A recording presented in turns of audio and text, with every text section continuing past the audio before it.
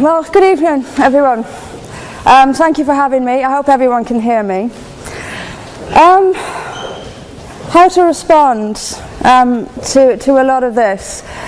First of all, on the bar, you said you admitted yourself that the bar had been set quite high. I would suggest, though, that the burden of proof is on the proposer rather than on us. It quite clearly says Islam is a religion of peace. I suggest you prove it.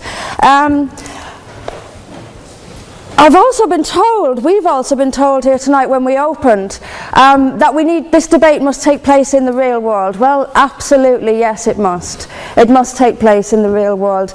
And I will describe what Islam is doing in the real world. We can sit and we can debate theocracy day in, day out. We will never agree. We can debate, is there a God, isn't there a God, is the Quran real, isn't it? None of it actually matters. What matters is what happens in the real world, as my opponent quite rightly said. My side of the argument is regularly told that we've heard it again tonight, we were described somewhat as hate. We were told that we are demonizing Islam, whipping up fear of Islam. Not the first time I've been accused of this, probably won't be the last. But let me just say, and let's take this into the real world as we've been advised to do. Let me tell you what actually whips up fears of Islam. We take it from the top: 9/11, the London Underground bombings, Madrid, Mumbai, Mali, Bali, northern Nigeria, Sudan, Afghanistan, Saudi Arabia, Iran, Yemen, Pakistan, death for apostasy, death for blasphemy, death for adultery, death for homosexuality, gender segregation, gender discrimination, unequal testimony between men and women in legal proceedings, child marriage, amputations, beheadings, imprisonment for being raped, anti-Semitism, burqas, execution, as I've said, for this, that and the other, the slaughter of Theo van Gogh on the streets of Amsterdam, death threats on the streets of London, butcher those who insult Islam, Muslim patrols in East London telling people they are entering Sharia controlled zones, polygamous marriages, marriage not requiring the consent of the bride. This is what causes fear of Islam. It is not me, it is not my colleagues on this side. What information on that point? If Islam and Muslims are responsible for the Muslim patrols, I'm not finished. I'm not. No, okay, I'm not. I mean, let me speak on. But the point is that it is not I or my fellow debaters on this side who are causing fear of Islam. It is the actions of Muslims that are causing fear of Islam. That is the real world. That is where we actually live. Then we'll be told that this is just the extreme fringe of Islam. Well, let me have a look at Saudi Arabia. Saudi Arabia, the birthplace of Islam, the custodian of its holy sites. In Saudi Arabia, a woman is not allowed to drive. She is not allowed to leave the house without a mahram. She is not allowed to vote, although they've been incredibly generous by allowing some votes in the next elections. This is apparently the extreme fringe of people are executed for blasphemy, executed for apostasy. In Saudi Arabia, the birthplace of Islam, we'll be told that's the extreme fringe of Islam. No, it is not. Calling Saudi Arabia the extreme fringe of Islam is like calling the Vatican the extreme fringe of Catholicism. Sorry, it just doesn't work. Then we'll be told that we've misunderstood. Violent Muslims have misunderstood. Saudi Arabia has misunderstood. Iran, which stones people to death for adultery, has misunderstood. Yemen, which marries children at the age of 9, has misunderstood. Has there ever been a more spectacularly misunderstood religion than Islam? It seems that these nations who apply it as their laws, nations which have the Quran as their constitution, innumerable nations, where there is no free speech, where there is no freedom of religion, they've all got it wrong. They've all got it wrong. It's quite a spectacularly misunderstood religion.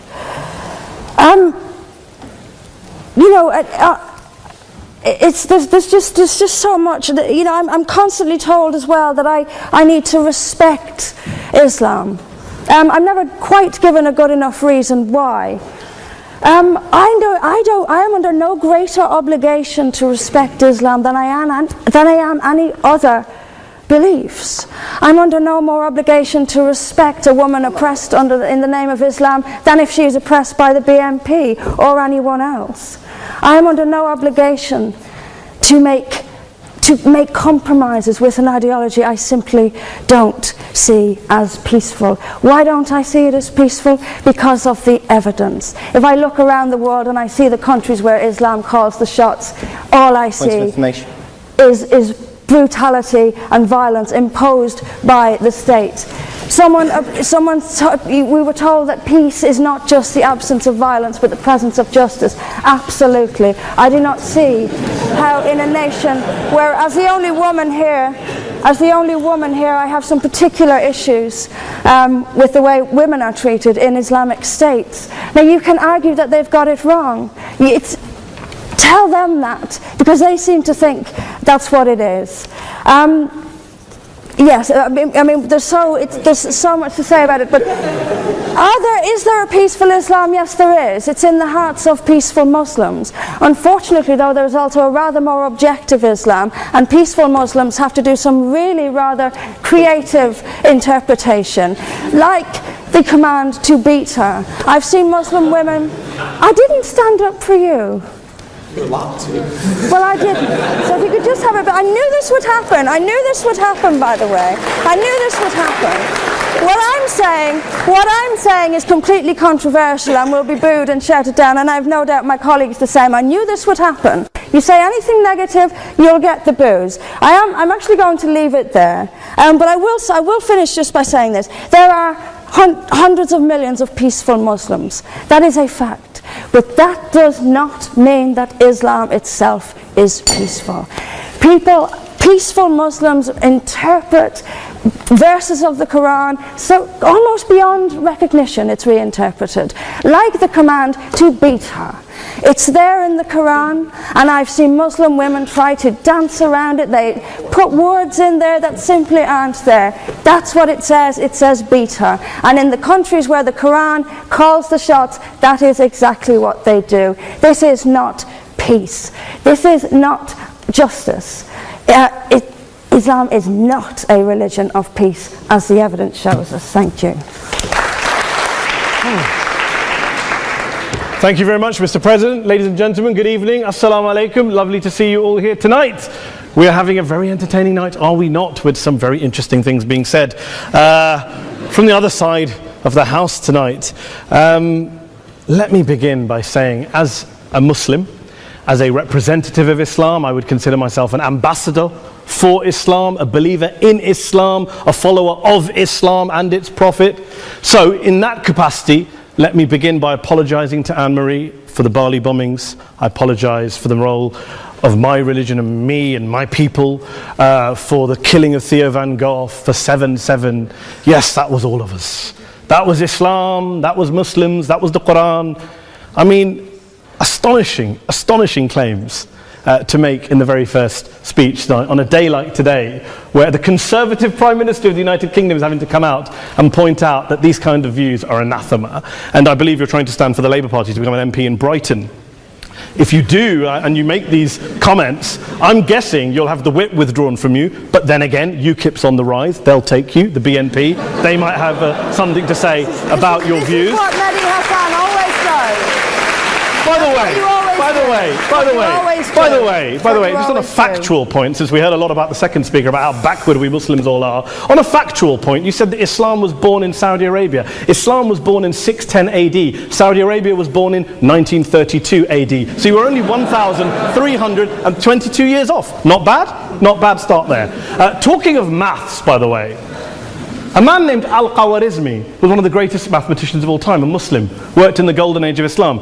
He's the guy who came up with not just algebra, but algorithms. Without algorithms, you wouldn't have laptops. Without laptops, Daniel Johnson tonight wouldn't have been able to print out his speech in which he came to berate us Muslims for holding back the advance and intellectual achievements of the West, which all happened without any contribution from anyone else other than the Judeo-Christian people of Europe. In fact, Daniel David Levering, the author of the Pulitzer Prize-winning historian and author of The Golden Crucible, points out that there would be no Renaissance, there would be no Reformation in Europe without the role played by Ibn Sina and Ibn Rushd and some of the great Muslim theologians, philosophers, scientists in bringing Greek texts to Europe.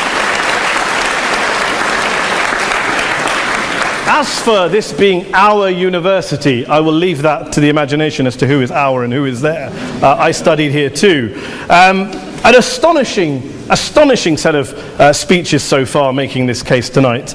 A mixture of just cherry-picked quotes, facts and figures, self-serving, selective, a farrago of distortions, misrepresentations, misinterpretations, misquotations.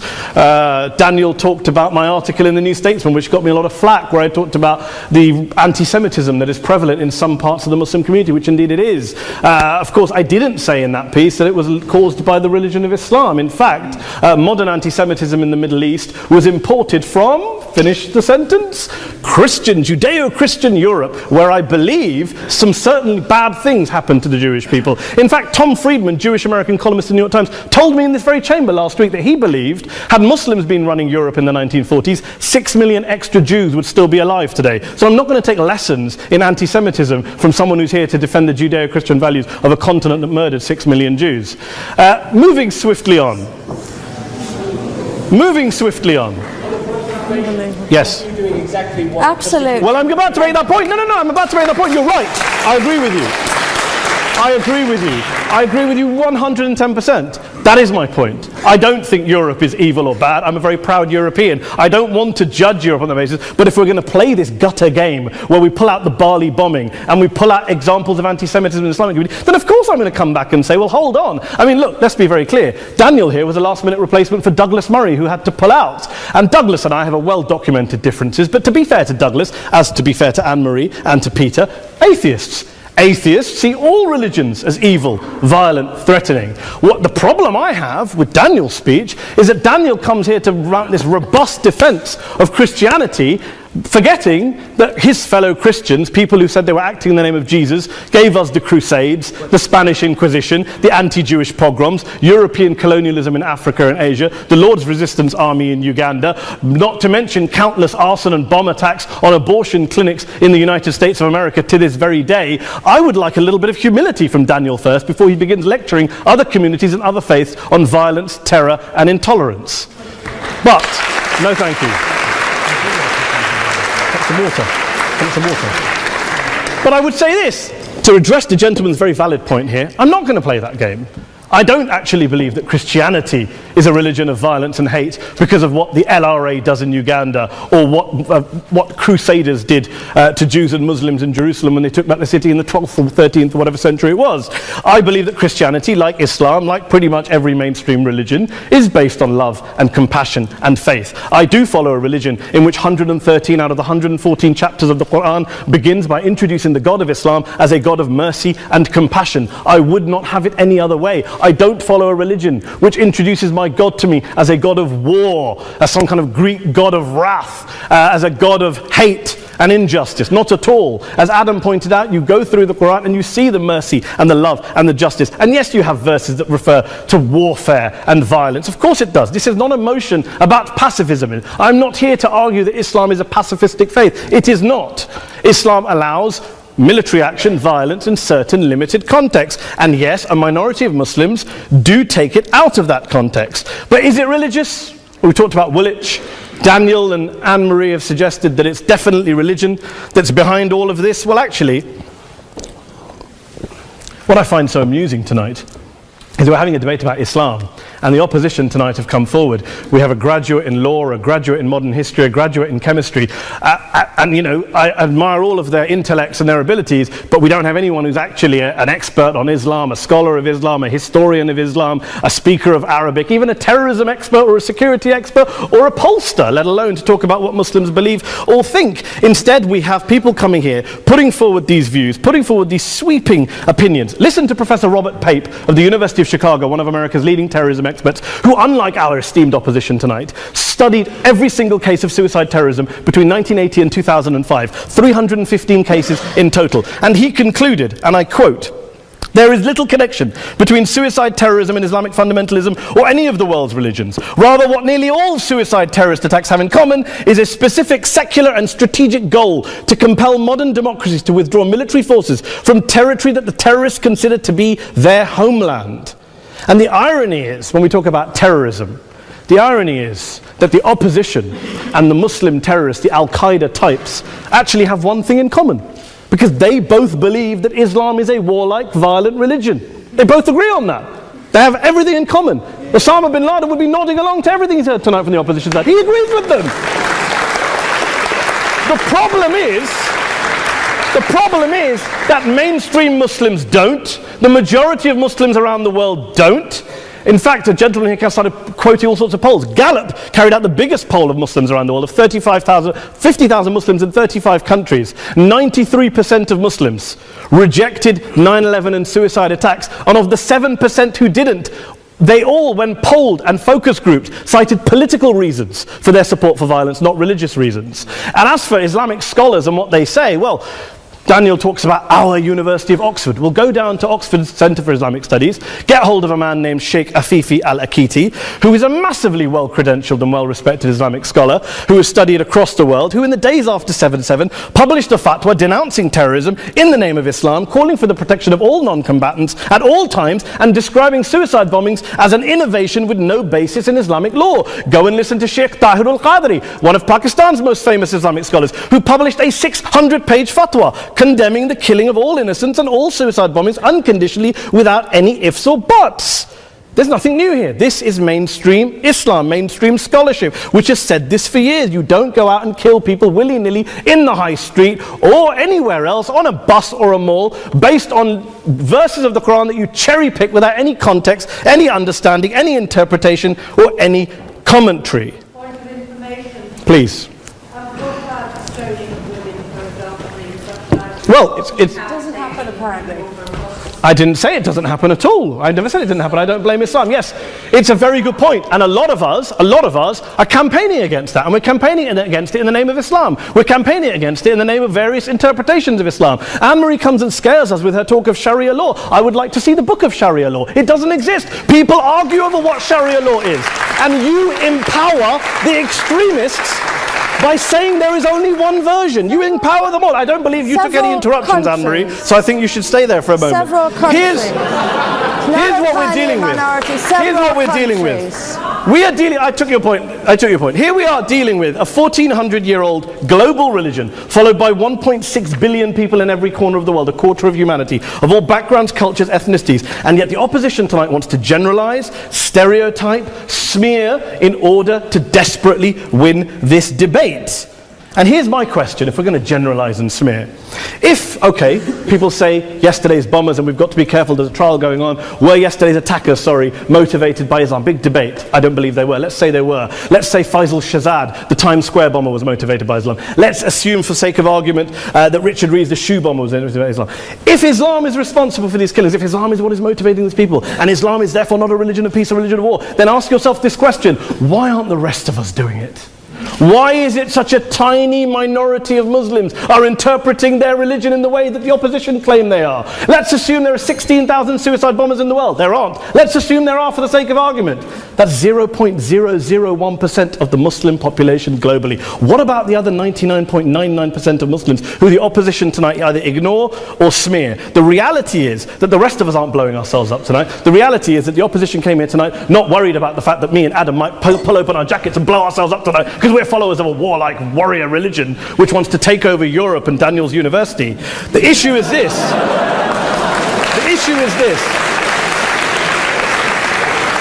Unless the opposition can tell us tonight, and Peter Atkins is here, one of our great atheist intellectuals, can tell us tonight, they can answer this question tonight: why don't the vast majority of Muslims around the world behave as violently and aggressively as a tiny minority of politically motivated extremists? Then they might as well give up and stop pretending they have anything relevant to say about Islam or Muslims as a whole. Ladies and gentlemen, let me just say this to you. Think about what the opposite of this motion is.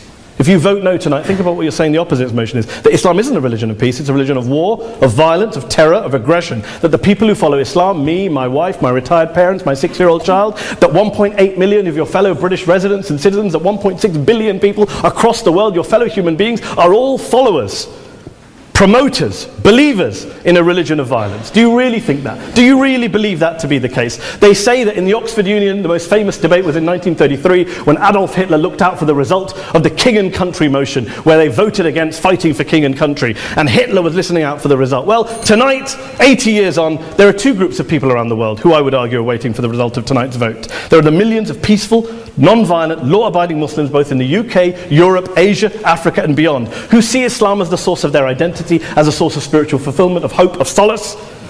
And there are the phobes, the haters, the bigots out there who want to push the clash of civilizations, who want to divide all of us into them and us and ours and their. Ladies and gentlemen, I urge you all not to fuel the arguments of the phobes and bigots. Don't legitimize their divisions. Don't legitimize their hate. Trust those Muslims who you know, who you've met, who you hear, who don't believe in violence, who do want you to hear the peaceful message of the Quran as they believe it to be taught to the majority of Muslims, the Islam of peace and compassion and mercy, the Islam of the Quran, not of Al-Qaeda. Ladies and gentlemen, I beg to propose this motion to the House. I urge you to vote yes tonight. Thank you very much for your time.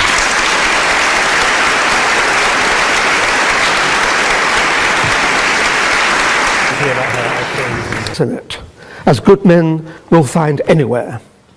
But we, through examples of the behavior that Islam inspires and often condones, and by seeking to show that Islam has an intrinsic fault, long for Islam 2.0. Islam 2.0, Islam's enlightenment, will have an emphasis on humanity, subtlety, harmony, and reason, and be virtuous. On that point, this evening, though, you are judging Islam 1.0, not Islam 2.0. By opposing the motion, you will be encouraging the emergence of what most of humanity really longs for, but which does not yet exist. Please, for the sake of humanity, oppose.